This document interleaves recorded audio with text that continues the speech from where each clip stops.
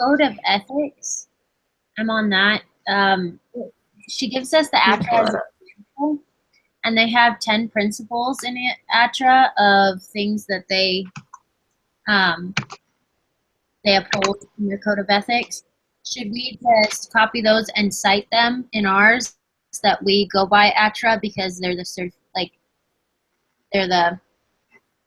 standards by which we've pretty much gotten certified to follow? If that makes sense? SCTRS?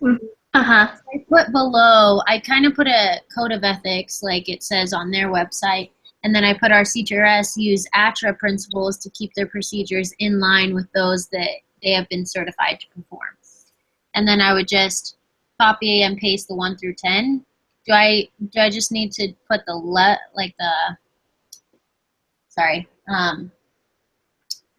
titles of each principle, like what each principle is in a list, or should I just copy and paste with the explanation as well? I can cite I think maybe at least a little brief explanation of each one. Yeah. So if they're lengthy, maybe just kind of summarize into a quick little. Okay. At least have that. What do I say for that?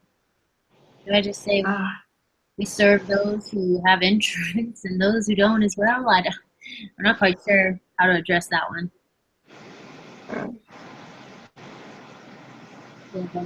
Sorry, I'm just kind of fishing for ideas before I try to tackle it.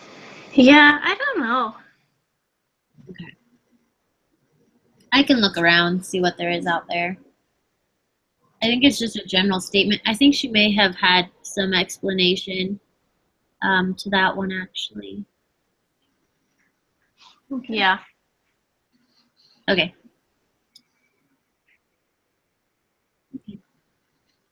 All right. Anyway, Yeah. we're doing the case study, right? Yeah. Yeah, and then there's the 3 questions that go with it, and it's not a super long case study. I thought I had it pulled up.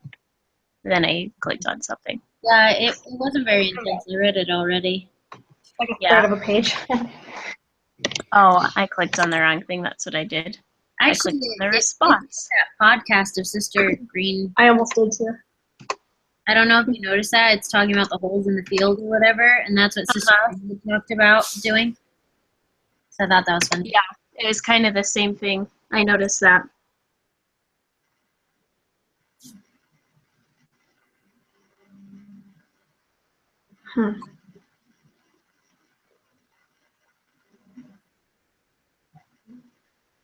All right, so should we start with that then? Yeah, that sounds good. All right. Mm-hmm. Do you want me to read it? Sure. All right. On a Saturday, you are at home taking care of home and family when your cell phone rings. You pick up the phone and hear the voice of the recreation therapist who is working the Saturday shift. She lets you know that there has been an accident. The children's mental health group was playing soccer, and one of the children fell into a 6-inch deep hole and was being transported to the hospital with a broken femur. You were upset. You had walked the field on several occasions and reported the issue to the grounds maintenance. You had instructed staff to place cones around any holes in the ground when utilizing the field. The public also used the fields, and on multiple occasions, customers had brought this issue to your attention, and you had forwarded this information to your administrators. In many ways, this was a preventable accident. You know this. All right. So, what are the areas the manager should address for service delivery? Well, the park, it's a park, right? Yeah, it sounds like it's a public park. Well, it almost sounds like it might be like a field that like this group uses, but the public also has access to, but it's not just like a public park that you go to.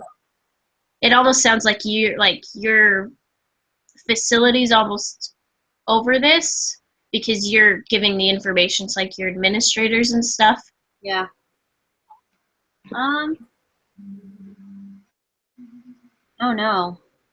And it's kind of like a partial thing. If you're administrating, then you should talk to your administration that's over the understanding of like fixing those things, the maintenance, I would think.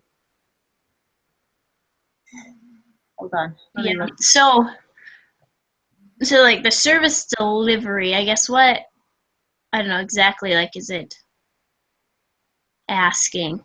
I maybe didn't take my book to Mexico with me, so I didn't do the reading this week. Oh, you're okay. I think service delivery is just how you approach Is it, right? Pretty much. is it Exactly. I can look at my notes in my digital notebook. Okay. So I'm thinking along the lines of communication as a role in service delivery, because if you don't have good communication with everyone, you can't Yeah. have a good product, essentially. So I'm thinking in this case, um, the individual in the case study just needs to follow up with whoever, she instructed staff, and anyone she brought the attention to, follow up with them and say, hey, did this ever get taken care of? Or, hey, are you actually putting cones on the field to mark these things? Make sure it's actually happening, not just, here's the memo and assume it's going out. Yeah. So that's my take on it. Yeah. So maybe address the people that were in charge of actually making the changes. Yes. That makes following up with them? And Mm-hmm. I mean, I guess she brought it to their attention multiple times, it sounds like, but keep like, hey, has this been done? Like, I'm gonna hold you accountable, because if someone's not, then Well, especially if you've been assigned to do it and an injury happens, it's whoever was supposed to do that who gets in trouble. Mm-hmm. Because she did her due diligence from what it sounds like, and she contacted the right people to fix it. yeah. So, I don't know. What's the second question? Hold on. It says, how can the manager better evaluate the services offered? And it says, be specific. Um,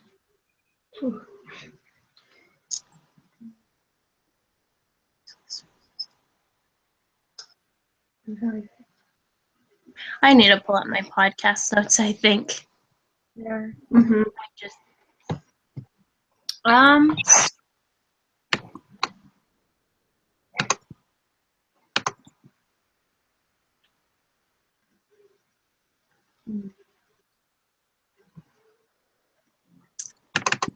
how, what? Okay. Services offered. Well, maybe one way is to like survey those who use the field, just to get a broad spectrum to better understand like what problems are seen before she's the only one seeing them, Mhm. Because it sounds like customers have already said that, but if she had a survey out or something like some type of document to rate like your satisfaction with the field or like concerns, then maybe the problem would have been addressed by more than just her, Yeah. That was Mm-hmm. something that I just saw in my notes is like documentation. And so documents, of evaluations, so like people, okay, fill it out. And then also if people like come to you with complaints, document it so that it's okay, and document that you've gone to someone, so that like you've done your part, it's in writing, it's Well, and there's a list to show that there wasn't just one person who saw the flaw. right. So that makes sense. Better evaluate services offered. I would think, yeah, you just have to ask those who are being serviced, Mm-hmm. because that's where you're going to get true feedback that actually helps you and isn't just a biased opinion or something. How can creating a service delivery plan prevent negligence or malpractice? So that's when there's procedures, right? Yeah, policies and procedures would be under that. So maybe by having protocols, like safety protocols in place before this happened, that Mm-hmm. with like you can't use the field or the places where issues are kind of closed down until they're fixed type thing. That may have been better because then you don't have as much risk. So it's just risk management stuff that we were talking about earlier, and I think it was a lot of our reading actually. Yeah. Mm-hmm. Maybe the risk plan. And I mean, something that I have in my notes on the podcast, just that like the employees need to be held accountable. So when you go and like report to them, have, I don't know, in your service delivery plan, have some kind of follow up with them that you're gonna, you know, check with them, make sure it got done or Yeah. something like that. If someone's following up, they're not going to forget. They're not going to become negligent because they're not doing it. And Yeah. Well, and also kind of kind of reading there was risk management groups or something, Mm-hmm. companies or facilities. So maybe have like one or two employees or something like that who are kind of over the safety portion of that for the facilities. So Right. it's a job title as well. There's a little more attached to it than just, oh, mention it if you see it. You know what I mean? Right. Yeah, that makes sense. That's Assign good. tasks, like task domains, like, hey, you're going to take care of safety precautions, you're going to take care of safety procedures, stuff like that to get the communication to spread, I would think. Mm-hmm. I don't know. Yeah. Well, that way there's not confusion about who's doing what. Saying you're in charge of making sure this gets out there and Right. received. If everybody kind of knows their own role, like you have a plan that says this is what you're doing, this is what you're doing, then there's no overlap or forgetting of this. Yeah, Yeah. all your facets are covered, aspects. Right. Right. Okay. Yep. All right. Mm-hmm. All right. Okay, well, I think we could just continue on the WPOs. Do you guys have any questions on your portions? Or any ideas? I think I'm good. I'm good with risk management, so that's Not really, I guess, on this section, but I know that when we've been getting feedback from all the other sections we've been doing, like I haven't gone and done any changes. Yeah, me oh, neither. I haven't. Well, I changed our mission statement and stuff because that one was really old feedback. But that was the Yeah. only thing I've changed. Mm. So, And I think they're also, we're supposed to do like a 1-page summary after each section. really? Mm-hmm. Wait, what? I feel like that was something that like she sent out one of those like messages to everyone and said, hey, just like a reminder, you're supposed to be doing this as well. Let Oh, me, I didn't know that. and so that's just, let's see, policy. So each section only needs one policy procedure. The rest can be covered with a summary of the other items you'd like to see in it. I think we've been doing policies and procedures for all of them. Yeah. Mm-hmm. Go to messages. Let's see.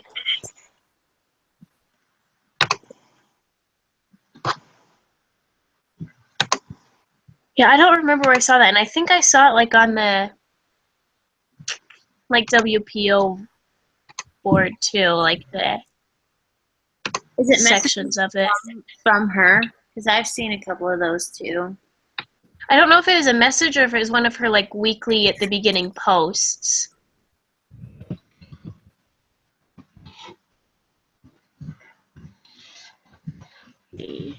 At least 30 pages.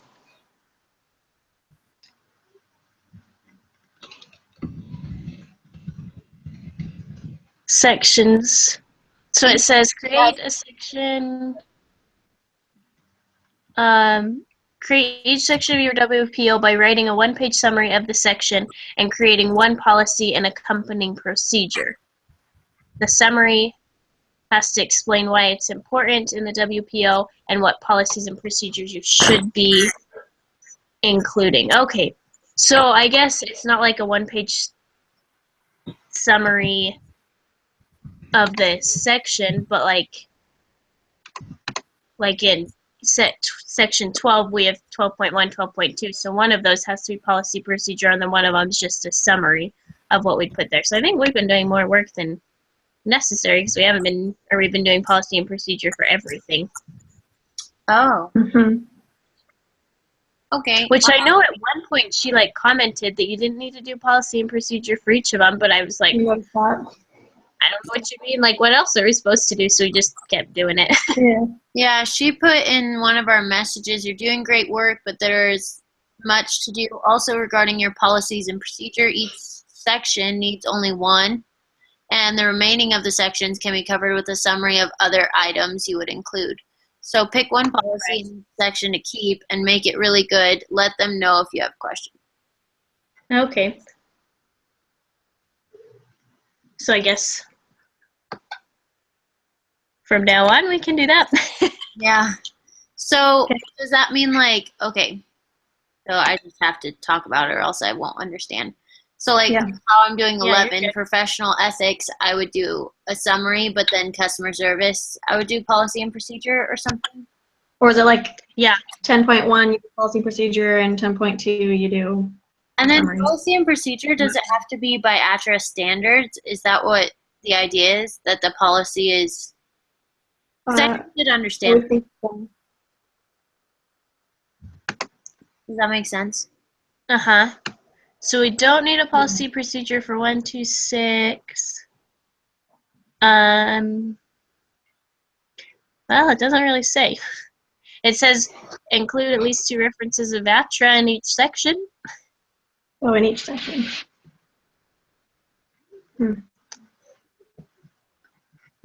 Okay.